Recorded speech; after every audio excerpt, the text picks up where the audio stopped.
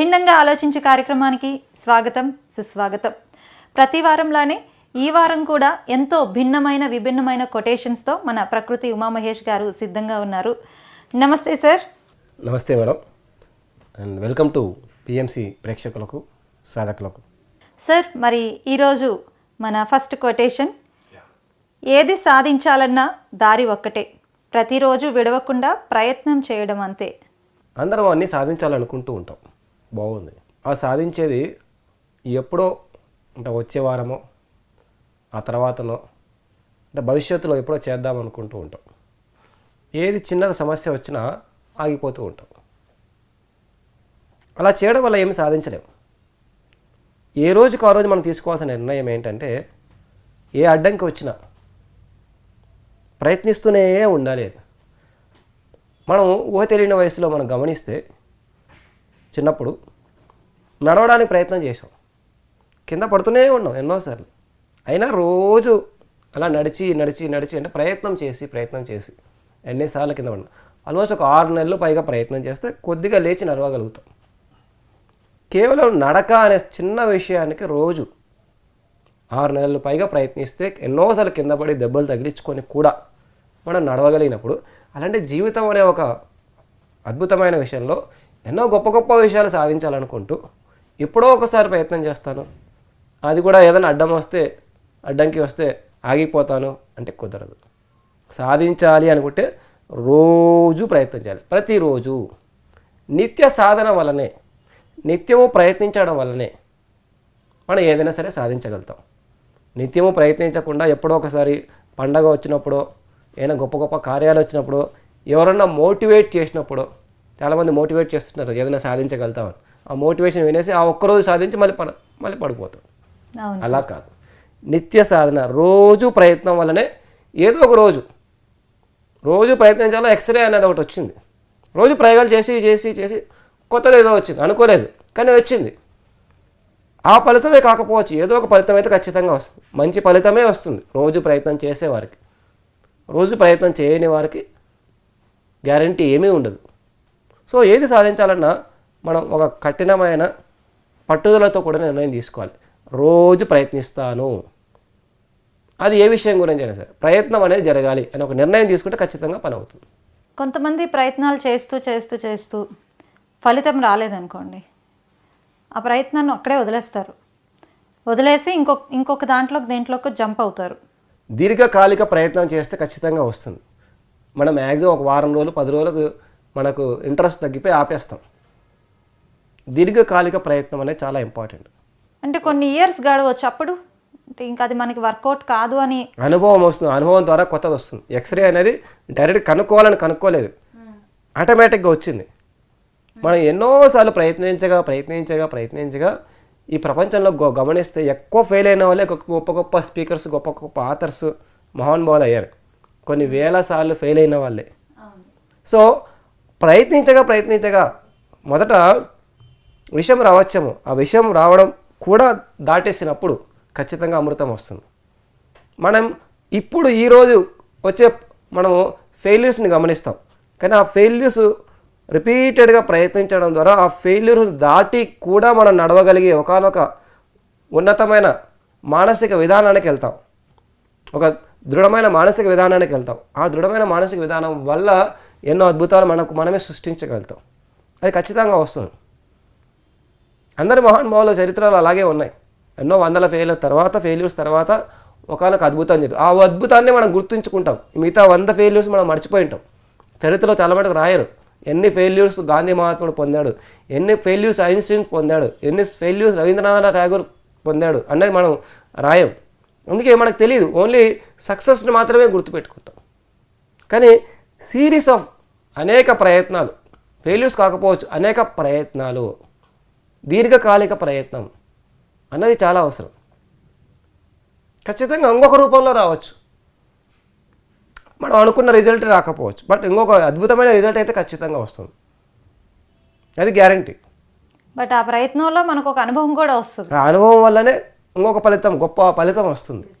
ఒక ఎకార్ట్ టోలే గారిని తీసుకుంటే, చచ్చిపోదాం అనుకుని ఎన్నోసార్లు ప్రయత్నిస్తూ జీవితమే లేదనుకుంటూ వీధులు తిరుగుతూ పార్కులలో తిరిగేవాడు ఎకార్ట్ టోలే అని ఒక ఆయన. మనకు తెలుసు పవర్ ఆఫ్ నవ్ అనే ఒక అద్భుతమైన పుస్తకం ఇంటర్నేషనల్ వైడ్గా ఆయన అందించారు. చాలా మహా గొప్ప పుస్తకం, ఎంతోమంది జీవితాలు మార్చేసింది, నన్ను కూడా అది మార్చింది. ఆయన చరిత్ర చదివితే అలాగే ఉంది. ఇంకేమీ లేదు, జీవితం అయిపోయింది, ప్రయత్నించి ఇంకేమీ సాధించలేదు అనుకుంటూ ఆ లోపల నుంచి ఒక సారాంశం వస్తుంది.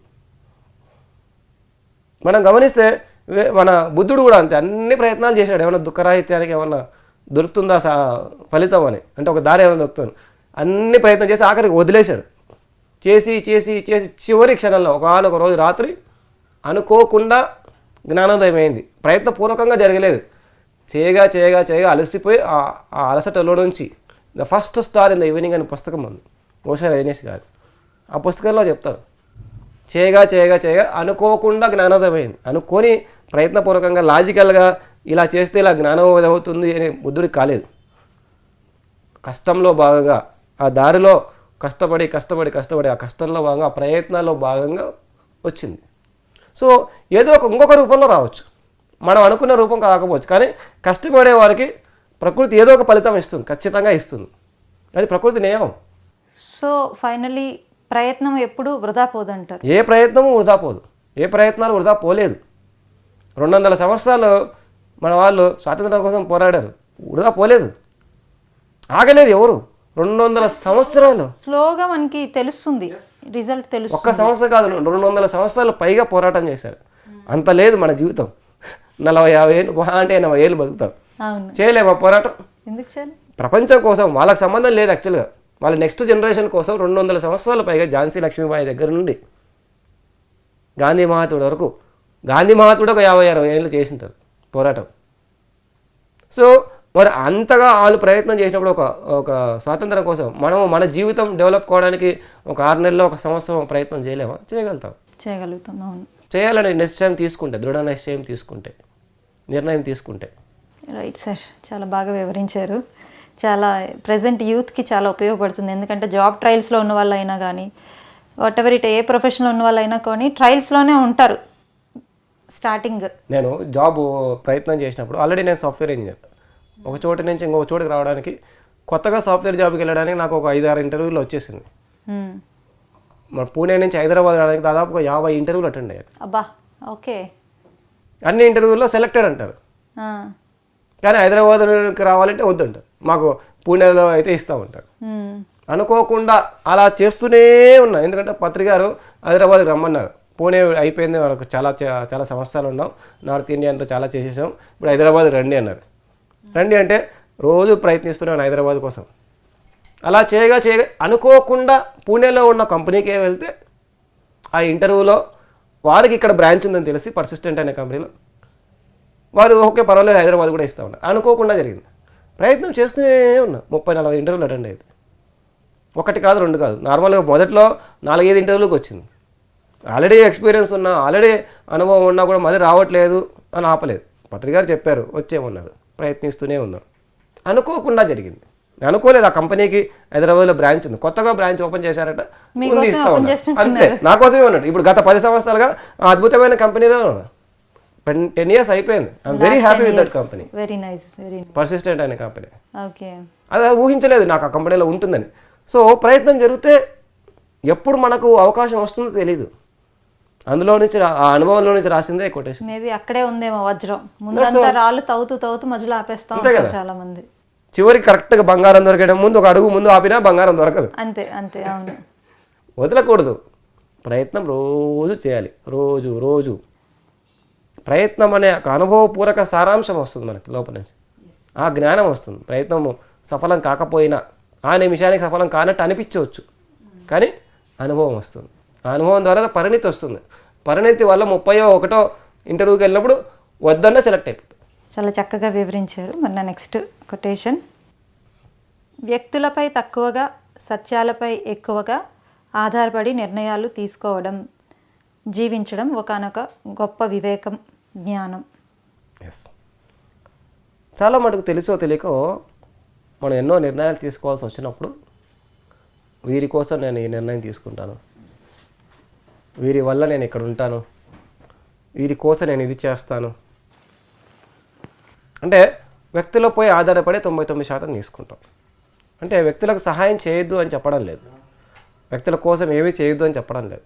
కానీ ఆ వ్యక్తి ఎన్ని రోజులు ఒకే రకంగా ఉంటాడు.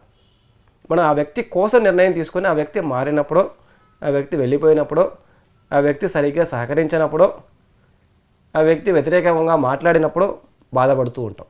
అలా కాకుండా మనకు కొన్ని సత్యాలు తెలుసు, ఎలా జీవించాలో తెలుసు, ఒక విధానం అంటూ మనకు ఉంది.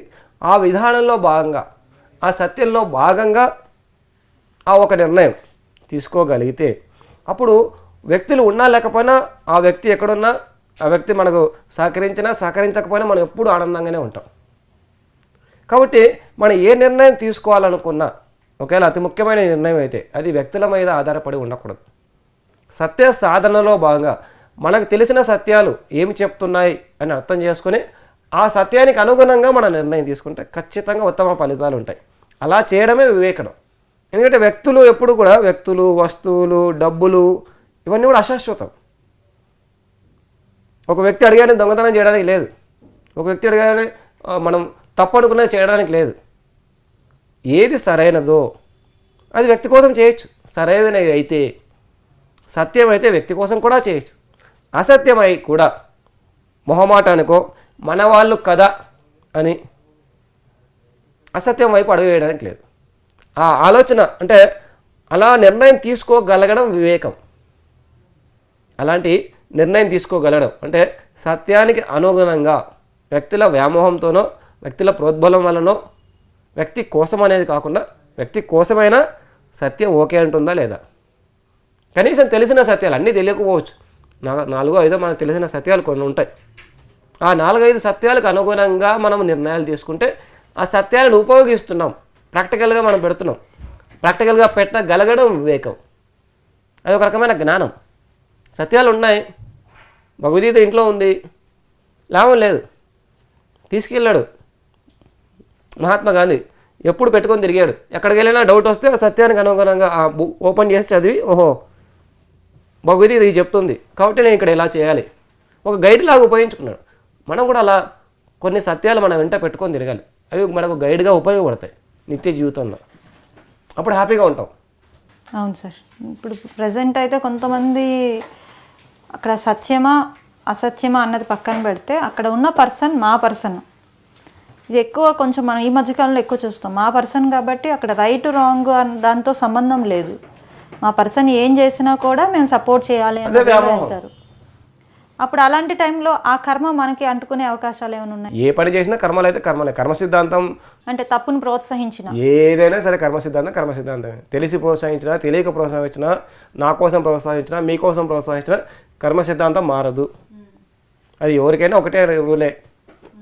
కారణం ఏదో, ఏ కారణం చేత చేశారు అనేది కర్మ సిద్ధాంతం లెక్క. ప్రాఫిట్ అయితే ఉంటుంది, either positive or negative, whatever it is.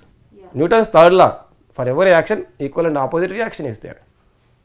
బంతిని దేనికోసం విసిరినా పైకి ఎగురుతుంది. ఎందుకు విసిరావు, చేతిలోనే జారిందా అవన్నీ సంబంధం లేదు. విసిరాము వస్తుంది. అది common, quite common. That the principle. దాన్ని ఎవరు మార్చలేము. కాబట్టి మన ఎందుకు మరి ఆ తర్వాత అనుభవించడం, ఇప్పుడు జాగ్రత్తగా ఉంటే అయిపోతుంది. ఇప్పుడు మీరు చెప్పేది ఏదైతే ఉందో ప్రతి ఒక్కరూ అర్థం చేసుకున్నట్లయితే తన మన భేదం లేకుండా ట్రూత్ సైడ్ నిలబడే అవకాశాలు చాలా ఎక్కువ ఉన్నాయి. చాలా మంచి కొటేషన్ సార్ ఇది. నెక్స్ట్ కొటేషన్, వ్యక్తుల వల్ల సత్యం గెలవడం కాదు, సత్యం వల్లనే వ్యక్తుల జీవితానికి గెలుపు. వావ్, ఎస్, మించి ఇందాక మనం మాట్లాడుతున్నది. సత్యమేవ జయతే. మనకు తెలుసు సత్యం ఎక్కడుంటే అక్కడ ఆ వ్యక్తికి గెలుపు వస్తుంది. సత్యానికి వ్యక్తులతో సంబంధం ఉంది. కర్మ సిద్ధాంతం వ్యక్తులతో ఏం సంవత్సరం? కర్మ సిద్ధాంతం యూనివర్సల్ రూల్. అది మనం పాటించినా పాటించమైనా కర్మ సిద్ధాంతంగానే ఉంటుంది. కర్మ సిద్ధాంతానికి మనకు అవసరం ఏమీ లేదు. మన జీవితం బాగుండాలంటే కర్మ సిద్ధాంతాన్ని మనం పాటించాలి. అలాగే ఎన్నో ఆర్య సూత్రాలు ఉన్నాయి, ఎన్నో సత్యాలు ఉన్నాయి. ఆ సత్యాలు ఎవరి కోసం? మన జీవన విధానం బాగుండడానికి, మనం అద్భుతంగా ఉండడానికి, మనం ఎనర్జెటిక్గా ఉండడానికి, మనం హాయిగా ఉండడానికి, మనం ఆనందంగా ఉండడానికి, మనం ఇంకా ఆత్మపరంగా ఉన్నత స్థితికి ఎదగడం కోసం, మన కోసం. అవి ఆర్య సూత్రాలు, సత్యాలు. వాటి వల్ల మనం బాగుపడతాం. మనం ఎంతగా బాగుపడుతుంటే ఆటోమేటిక్గా మన చుట్టుముట్టు వాళ్ళు ప్రపంచం అంతా కూడా బాగుపడిపోతుంది. సత్యం ఎక్కడికి పోదు. భగవద్గీత వల్ల ఎవరికి లాభం? భగవద్గీత కాదు లాభం, మనకు లాభం. మనం భగవద్గీత చదివి మనం భగవద్గీత పాటిస్తే మనకు లాభం. భగవద్గీతను మనం ఉద్ధరించేది ఏమీ లేదు. శ్రీకృష్ణుని ఎవడు ఉద్ధరించే అవసరం ఏం లేదు. శ్రీకృష్ణుడు ఆల్రెడీ ఉద్ధరించబడినవాడు, ఆయన సత్యంతో కొడుకున్నవాడు. ఆయన పక్కన ఉంటే సత్యం ఆయన వల్ల మనకు పక్కన ఉన్నట్టే. సో అప్పుడు మనకు లాభం. శ్రీకృష్ణుడు ఉద్ధరించడానికి కురుక్షేత్రం చేయలేదు, తమను తాను ఉద్ధరించడానికి కురుక్షేత్ర యుద్ధంలో పాల్గొన్నారు పాండవులు కానీ కౌరవులు కానీ. సో శ్రీకృష్ణుడికి ఎవరు సపోర్ట్ అవసరం లేదు, శ్రీకృష్ణుడే అందరికీ సపోర్ట్ చేశారు. అంతే కదా. ఆయన వల్ల అందరూ ఉద్ధరించబడ్డారు. ఆయన సత్యానికి లైవ్ ఎగ్జాంపుల్. రాముడికి ఎవరు సపోర్ట్ యాక్చువల్గా అవసరం లేదు, కానీ వాళ్ళని ఉద్ధరించడానికి అందరినీ తనతో పాటు తీసుకెళ్ళాడు ప్రయాణంలో భాగంగా. అవును, రాముడికి వానరుల సపోర్ట్ అవసరం లేదు ఒరిజినల్గా, కానీ వాళ్ళు ఎన్నో జన్మలో మనం కరెక్ట్గా రామాయణం చదివితే మొత్తం పూర్వపరాలన్నీ ఎన్నో జన్మల్లో ఋషులు తపస్సు చేసి మేము మీతో కొంత సమయం గడపాలనుకుంటున్నాం, ఏ విధంగా నాకు అవకాశం ఇవ్వండి, ఏదో ఒక విధంగా అవకాశం ఇవ్వండి అంటే అప్పుడు సరే నేను అప్పుడు కామన్ మ్యాన్గా మీకోసం అని పుడతాను, మీరు వచ్చి నాతో పాటు పని చేయండి, పనిలో భాగంగా టైం ఇస్తా. పని లేకపోతే టైం లేదు. సో ఆయన ఒక పనిలో భాగంగా వచ్చాడు, ఒక పర్పస్లో భాగంగా వచ్చాడు. ఆ పర్పస్లో భాగంగా వీళ్ళందరూ కలిశారు. ఆయన కోసం కాదు, వాళ్ళ కోసం వాళ్ళు. వానరులు తమ కోసం తాము రాముడిని కలిశారు.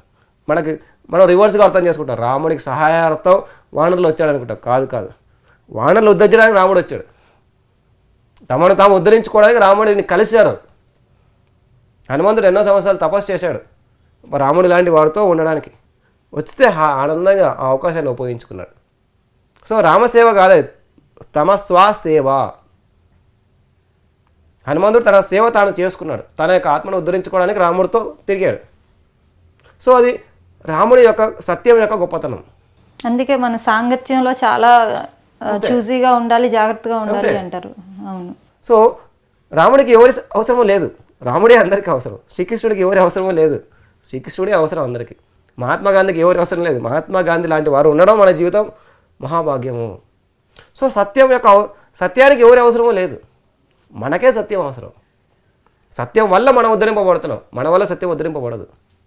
సత్యానికి ఎవరి తోడు నీడ అవసరం లేదు. మనం తెలియకుండా రివర్స్లో మనం ఏదో సత్యాన్ని ఉద్ధరిస్తున్నాం అనుకుంటాడు. శ్రీకృష్ణుడు ఉద్ధరించలేదు, పాండవులు కురుక్షేత్రం చేసి తమను తాము ఉద్ధరించుకున్నాడు. దానికోసం శ్రీకృష్ణుడు సహాయం తీసుకున్నారు. ఆయన యొక్క వంతు కర్తవ్యంగా సరైన గైడెన్స్ ఇచ్చాడు. అది పాండవుల సైడ్ న్యాయం ఉంది కాబట్టి సత్యం ఉంది కాబట్టి ఆల్రెడీ వాళ్ళు సత్యంలో ఎంతో కొంత ఉన్నారు కాబట్టి శ్రీకృష్ణుడు వాళ్ళకి సపోర్ట్ ఉన్నారు. లేకపోతే దేవుడు ఎందుకు దిగి వస్తాడు? అంతే కదా, కరెక్ట్ సార్. అదే లైవ్ ఎగ్జాంపుల్, నిజంగా మనం చూసి ఆచరించడానికి ది బెస్ట్ ఎగ్జాంపుల్. ఆయన అన్నీ ఇస్తాను కాబట్టి నేను రానంటాడు. ఎందుకంటే నేను రావడం అంటే సత్యం. అంటే నేను దుర్యోధనుడు కాబట్టి అన్నీ తీసుకెళ్ళు, కానీ నేను రాను, నేను యుద్ధం చేయను అన్నాడు. మీకోసం కూడా నేను యుద్ధం చేయను, కానీ మీతో ఉంటా, మీకు గైడ్ చేస్తా. ఆ గైడెన్సే సత్యము. ఏది ఎలా చేయాలి అనేది సత్యము. నిర్ణయం తీసుకోవాలి, సత్యం మీద ఆధారపడి నిర్ణయం తీసుకోవాలి. అవును సార్. సో దానికోసం ఆయన అక్కడ ఉన్నారు, వాళ్ళు ఉపయోగించుకున్నారు, విజయం సాధించారు. మాటల్లో ప్రావీణ్యత వేరు, చేతల్లో పట్టు వేరు. మాటల్లో దిట్ట అయినంత మాత్రాన అన్నీ సాధించినట్టు కాదు, అన్నీ తెలిసినట్టు కాదు. సరిగ్గా అర్థం చేసుకోండి. ఎస్, ఈ ప్రపంచంలో మాటలకు చాలా ఎక్కువ విలువ ఉంది. దాన్నే మనం కమ్యూనికేషన్ స్కిల్స్ అని అంటుంటాం. చాలా చోట్ల తెలుసో తెలియకో గొప్పగా కమ్యూనికేషన్ స్కిల్స్ ఉన్నాయని చెప్పేసి వారిని గొప్పవారు అనుకుంటూ ఉంటారు. కమ్యూనికేషన్ స్కిల్స్ అనేవి కేవలం ఈ యొక్క భౌతిక ప్రపంచానికి సంబంధించినవి మాత్రమే. అంటే భౌతిక జీవితంలో ఉద్యోగం చేయడం వల్లనో వ్యాపారం చేయవలనో పెరిగిన ఒక జ్ఞానం, లేదా ఆ ఉద్యోగాన్ని వ్యాపారాన్ని ఇంకా చక్కగా అంటే మాటల ద్వారా వ్యక్తీకరించడం కోసం. సో మాటల్లో ప్రావీణ్యత అనేది కేవలం అక్కడ వరకు మాత్రమే. అంటే ఉద్యోగంలో communication skills that is correct, వ్యాపారంలో దట్ ఈస్ కరెక్ట్. దాన్ని మనం ఆధ్యాత్మిక జ్ఞానానికి ఆపాదిస్తూ ఉంటాం తెలియకుండా. ఆధ్యాత్మిక జ్ఞానము, సత్యం మీద జ్ఞానము, సత్యం మీద అవగాహన ఉండడం వేరు. ఒక స్టేజ్ పైన ఎక్కేసి మైక్ పట్టుకొని ఒక గంట సేపు మాట్లాడితే, గొప్పగా మాట్లాడితే, అంటే మాటల్లో దిట్టగా అయిపోతే, గంట సేపు భారీగా స్పీచ్ ఇచ్చేస్తే మోటివేషన్, మనం ఏమనుకుంటామంటే ఒక మాస్టర్ ఏమో, అంటే ఒక గొప్ప తత్వవేత్తనేమో అనుకుంటాం. అది వేరు. మాటలు వేరు, సాధన వేరు. మహాయోగులను తీసుకుంటే వాళ్ళు చాలా తక్కువ మాట్లాడి ఉంటారు.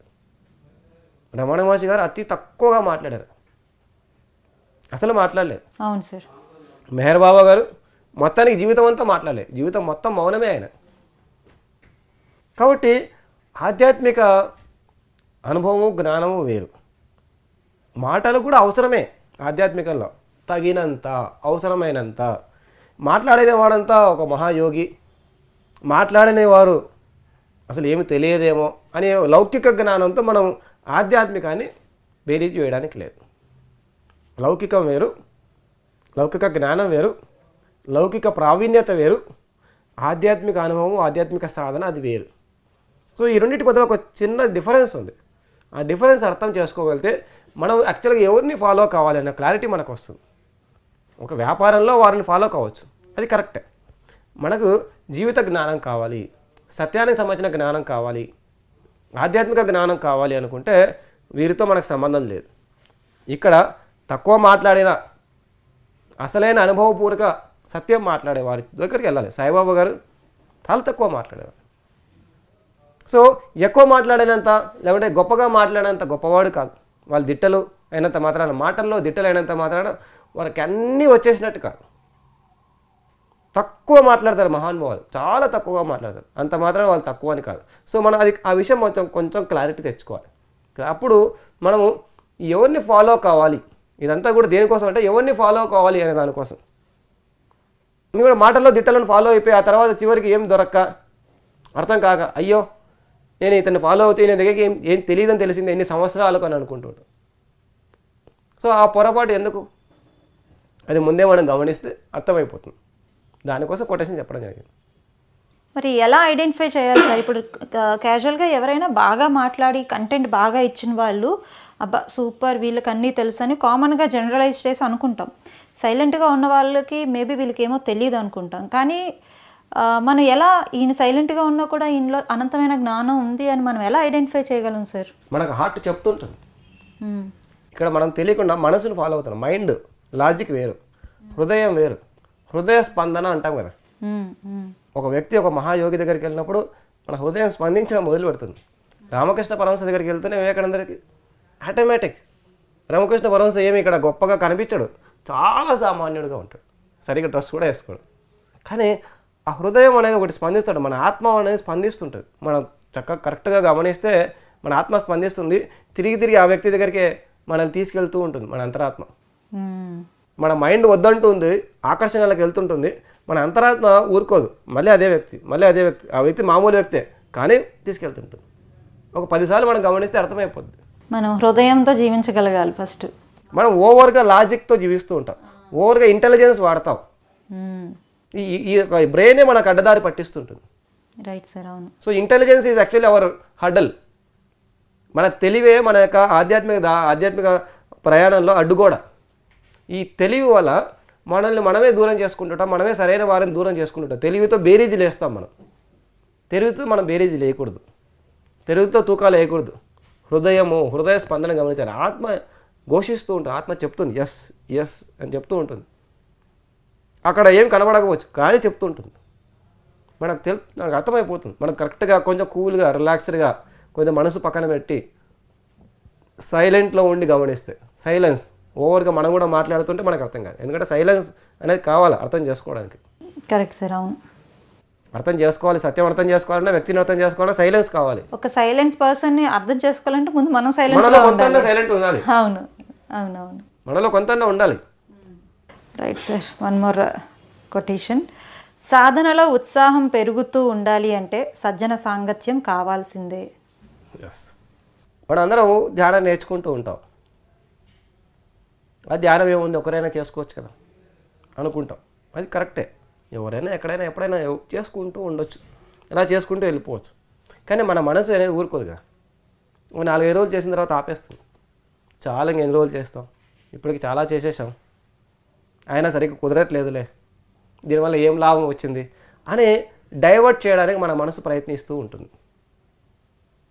కాబట్టి మనం గమనించాల్సిన విషయం ఏంటంటే, మనం ఆ యొక్క మనసు పెట్టే భ్రమలకు లోను కాకుండా ఉండాలంటే మనలాంటి సాధకులతో లేదా మన కంటే సీనియర్స్ ఎవరైనా ఉంటే వీలైనప్పుడు అంతా కలుస్తూ ఉండాలి. అప్పుడు కొత్త ఉత్సాహం మళ్ళీ వస్తుంది. ఎస్, వారు ఏదో సాధన చేసి సాధించారు, మనం కూడా సాధించవచ్చు. స్కూల్కి ఎందుకు వెళ్ళి చదువుకోవాలి? క్లాస్మేట్స్ అందరూ ఒక చోటు ఉంటే, ఒక రకమైన పాట నేర్చుకోవాల్సిన వాళ్ళందరూ ఒక చోటు ఉంటే ఒక ఉత్సాహం వస్తుంది, ఒక ఇంట్రెస్ట్ వస్తుంది. అది తెలియకుండా ఒక సమూహక ప్రభావం అది. అందుకే గ్రూప్ మెడిటేషను అని కూడా చెప్తుంటాం. సజ్జన సాంగత్యము, ఆచార్య సాంగత్యము. మన మనసు అన్నిటికీ అతీతంగా వెళ్ళిపోయి మనం అన్నీ సాధించేసిన తర్వాత ఎవరి అవసరం ఎవరికి లేదు. ఒక లెవెల్కి వెళ్ళేంత వరకు మనం సాధనలో మనకు అందరి అవసరం ఉంటుంది. సజ్జనుల యొక్క అవసరం ఉంది, సజ్జన సాంగత్యం యొక్క అవసరం ఉంది, గురువు యొక్క అవసరం ఉంది. ఒకానొక స్థితిలో గురువు యొక్క అవసరం కూడా లేని పరిస్థితి వస్తుంది. అప్పటి వరకు గురువు కావాల్సిందే. అప్పటి వరకు ఒకసారి రైట్ డైరెక్షన్ కావాలి. ఎందుకంటే మైండ్ మనల్ని డైవర్ట్ చేస్తుంది. ఆ మైండ్ యొక్క డైవర్షన్లోకి వెళ్ళకుండా, మైండ్ యొక్క మాయలో పడకుండా మనం రోజు సాధన చేయగలగాలి ఆగకుండా. అంటే మనకు సాంగత్యం కావాలి, కొత్త ఉత్సాహం వస్తుంది, కొత్త ఇంట్రెస్ట్ వస్తుంది. దానివల్ల ఆగకుండా మనం చేయగలుగుతాం. దానికోసం రావడం జరిగింది. అయితే సజ్జన సాంగత్యం అంటే ఇప్పుడు డిస్కషన్స్లో మనం చాలా విషయాలు తెలుసుకుంటాం సార్. అయితే నార్మల్గా కొంతమంది మంచి విషయాలు మనకి నేర్పించే వాళ్ళు ఉంటారు, నెగిటివ్ సైడ్ తీసుకెళ్లే వాళ్ళు కూడా ఉంటారు. సజ్జన సాంగత్యం అంటారు కదా, అంటే అదే మంచి అని అనుకుంటారు కదా సార్. ఆ టైంకి వీళ్ళు చెప్పిందే మంచి. ధ్యానం ఒకవేళ చేస్తూ ఉంటే ఇక్కడ మనకు అర్థం చేసుకోవాల్సిన విషయం అంటే సజ్జన సాంగత్యానికి ఆచార్య సాంగత్యానికి రెండు డిఫరెన్స్ ఉంది. సజ్జన సాంగత్యం అంటే ధ్యానం చేసాం, ధ్యానంలో అనుభవాలు తెలుసుకోవడం. ఆచార్య సాంగత్యం అంటే ఆయన చాలా ముందు ఉన్నాడు మనకంటే, వారి దగ్గర నుంచి కొన్ని కొత్త పాఠాలు నేర్చుకోవడం. మనకు తెలియకుండా సజ్జన సాంగత్యంలో కూడా ఆచార్య సాంగత్యం అనుకుంటాం. సజ్జన సాంగత్యం అంటే మీరు ధ్యానం చేశారు, మీరు ధ్యానం వల్ల ఏం పొందారు అంతవరకే. మనం క్లాస్మేట్స్ ఇద్దరం ఒక క్లాస్కి వెళ్ళాము, కొత్త పాఠాలు మీ దగ్గర నుంచి ఎక్కడి నుంచి వస్తాయి? ఆల్రెడీ నేర్చుకున్న పాఠాలు మీరు ఎంతవరకు నేర్చుకున్నారు, ఎంతవరకు హోంవర్క్ చేశారు, అక్కడ వరకు ఓకే. సో మనం సజ్జన సాంగత్యం చేసేది గైడెన్స్ కోసం కాదు, ఉత్సాహం కోసం. అంటే మన యొక్క అనుభవాలు పంచుకోవడం వల్ల కొత్త ఉత్సాహం వస్తుంది. ఆచార్య సాంగత్యం చేసేది గైడెన్స్ కోసం. సో ప్రతి ఒక్కరి గైడెన్స్ మనం తీసుకుంటే మీరు అన్నట్టు పక్కకి వెళ్ళిపోతాం. అందరి గైడెన్స్ మనకు అవసరం లేదు. జస్ట్ మనకున్న అంటే మన క్లాస్మేట్స్ లాంటివి మనకున్న ఏమైనా డౌట్స్ ఏమైనా ఉంటే చిన్నవి వాళ్ళతో షేర్ చేసుకుంటే మనకి క్లారిఫై అవుతుంది. అండ్ ఇంకొకటి ఏంటంటే మనం మోటివేట్ అవుతాం. వాళ్ళు మనం చేయట్లేదు, మన హోంవర్క్ చేయలేదు, వాళ్ళు హోంవర్క్ చేశారు, ఒక ఉత్సాహం వస్తుంది. ఓహో వాళ్ళు చేశారు, నేను ఎందుకు చేయట్లేదు. వాళ్ళకి మంచి మార్క్స్ వచ్చాయి అనుకోండి, మంచి మార్క్స్ వచ్చాయి, మనం కూడా చదివితే మన క్లాస్మేట్స్ చదివారు, అవును సార్, వచ్చాయి, మనం కూడా చదివితే వస్తుంది. అలాగే వాళ్ళు ధ్యానం చేశారు, వాళ్ళకు వచ్చింది, మనకు కూడా వస్తుంది అని ఉత్సాహం వస్తుంది. అలా కాకుండా జీవితం ఎలా జీవించాలి, సరైన ఆలోచన విధానం, అది మళ్ళీ నెక్స్ట్ లెవెల్. అది ఆచార్య సాంగత్యం, మన సీనియర్ దగ్గర నేర్చుకోవాలి. అది వేరే కొద్దిగా లైట్ డిఫరెన్స్ ఉంది ఇక్కడ సజ్జన సాంగత్యానికి ఆచార్య సాంగత్యానికి. మనం కావాలంటే మన నెక్స్ట్ క్లాస్ వాళ్ళని వెళ్ళి అడుగుతుంటాం స్టూడెంట్ లైఫ్లో, అది వేరు.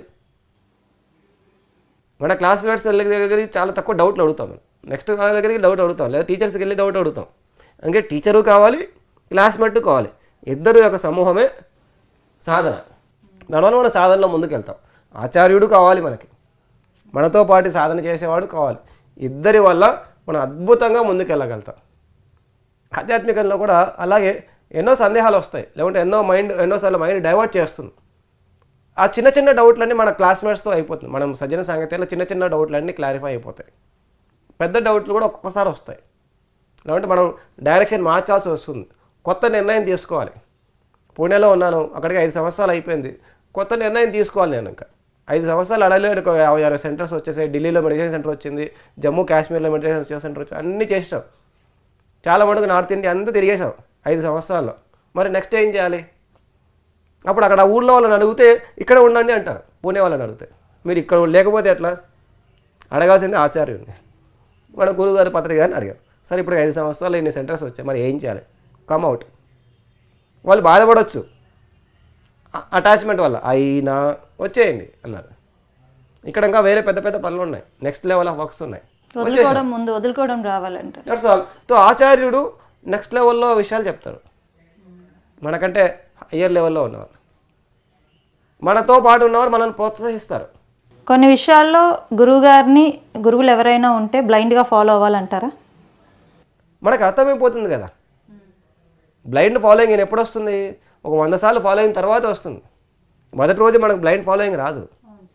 ఒక 100 సార్లు, ఒక 4-5 సంవత్సరాలు ధ్యానం చేసిన తర్వాత 95 to 99 ఎన్నో వందల పుస్తకాలు చదివిన తర్వాత ఎంతగా చదువుతూ పోతూ ఉంటే, ఎన్ని గురువుల పుస్తకాలు చదువుతూ పోతుంటే, వారు చెప్పిన విషయాలు ఎన్ని అర్థమవుతూ పోతుంటే, అప్పుడు మన పత్రికారి గురించి నాకు అంత ఎక్కువ అర్థమవుతూ వచ్చింది. ఎప్పుడైతే మనకుగా అర్థమవుతుందో అప్పుడు మనం గురువు గారిని గుర్తించగలుగుతాం. అప్పుడు ఏం చెప్పినా చేయగలుగుతాం. బ్లైండ్ ఫాలోయింగ్ జన్మల యొక్క సాధన వల్ల మొదటి రోజు రావచ్చేమో, అది చాలా తక్కువ.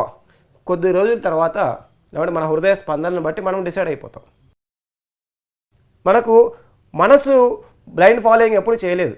మనసుకు లాజిక్ కావాలి. ఆ లాజిక్ క్రాస్ చేయడానికి కొంత టైం పడుతుంది. మనసు అడ్డుపడుతూ ఉంటుంది. నాకు 4 సంవత్సరాలు పట్టింది పత్రికారిని 100% నిజంగా ఫాలో కావాలి. ధ్యానం చేయడం వేరు, ఈయనే జీవితం అనుకోవడం వేరు. ఈయనే జీవితం అనే 99లో అనుకోవడం మొదలుపెట్టాను. 95 నుంచి 99 వరకు ధ్యానం చేస్తూ ఆయన చెప్పినవన్నీ చేస్తూ వచ్చాం. కానీ అన్నీ చేయగా కొన్ని వేల పుస్తకాలు చదవగా అన్ని వేల పుస్తకాల సారాంశం ఈయన ఒక్క లైన్లోనే చెప్పేశాడే. మన ఎదురుగునే ఉన్నాడే. ఎక్కడో ఉన్న అమెరికాలో ఉన్న దీపక్ చోప్రా గారు చెప్పింది నేను ఎప్పుడో చెప్పేశాడు. ఎక్కడో ఉన్న ఎకాటోలో చెప్పింది నేను ఎప్పుడో చెప్పేశాడు. ఎక్కడో భవిష్యత్తులో ఉన్నది ఈయన కళ్ళారా చెప్తూనే ఉన్నాడు. సో వెరిఫికేషన్ అంతా అయిపోతాయి. మైండ్కి వెరిఫికేషన్ కావాలి. వెరిఫికేషన్, వ్యాలిడేషన్ 2 కావాలి. లాజికల్ రీజన్ కావాలి. ఆ లాజిక్తో సాటిస్ఫై అవుతుంది. అప్పుడు ఓకే 1000 సార్లు 1,00,000 సార్లు అయిపోయింది వెరిఫికేషన్, ఇప్పుడు పత్రికారు ఏం చెప్పినా చేయొచ్చు అని మనసు సంతృప్తి చెంది అప్పుడు ఫాలో అవుతుంది. ఇదంతటి కారణం ఇంటెలిజెన్స్, చదువుకోవడం వల్ల, ఎక్కువ చదువుకోవడం వల్ల, ఇంజనీరింగ్ ఇవన్నిటి వల్ల. అదే చదువు తక్కువగా ఉన్నవారు డైరెక్ట్గా ఫాలో అయిపోతారు. మనకు చదువుకున్న వాళ్ళతో సమస్య ఏంటంటే మనకు బ్రెయిన్ అడ్డం వస్తుంది. డైరెక్ట్గా ఫాలో కాలేము గురువులని. ఆ బ్రెయినే సగం ఆపేస్తుంది మనది. దానికి మనం సాధన చేయాలి. మెల్లగా కొద్ది రోజులకు, కొంత టైం తర్వాత మనం ఫాలో అవుతాం. Thank you so much sir, చాలా వాల్యుబుల్ ఇన్ఫర్మేషన్ని మాకు ఇచ్చారు. So thank you very much PMC ప్రేక్షకులకు, పిఎంసి మేనేజ్మెంట్కు, మరి గురువుగారైన బ్రహ్మశ్రీ పత్రిజీ గారికి. చూశారు కదండి, ఈరోజు ప్రకృతి మా మహేష్ గారు ఎంతో అనంతమైన జ్ఞానాన్ని మనతో షేర్ చేసుకున్నారు. వచ్చే వారం మరికొత్త జ్ఞానంతో మళ్ళీ కలుసుకుందాం. అంతవరకు సెలవు.